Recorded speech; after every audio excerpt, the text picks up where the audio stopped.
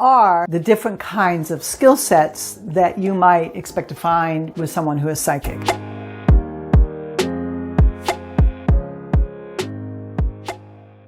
Then there's mediumship. This can be one of the most problematic gifts that even your children tend to be very skilled mediums. If they have a psychic skill set, they may start to exhibit their mediumship very early. And it can be a little frightening because you are encountering the spirits of dead loved ones or just dead people. You may see things that nobody else is seeing. You are in communication with the spirit realm. And when you're young or you're untrained, that can be very unsettling. So if you are a medium, take heart, my dear ones. We're going to talk about that because I too am a medium, and this one can grab you by the tail and whack you around a little bit. Don't worry, we're going to deal with that. Hang in there. So if you think you have the gift of mediumship, this is going to help you. The next skill set I want to talk about would be empathy. Hopefully everyone on the planet has a certain amount of empathy. We're a pretty gregarious society, and as a species, if we see someone who's hurting or needs something, if they're thirsty, we give them water. If they're hungry, we tend to give them food. So we have empathy.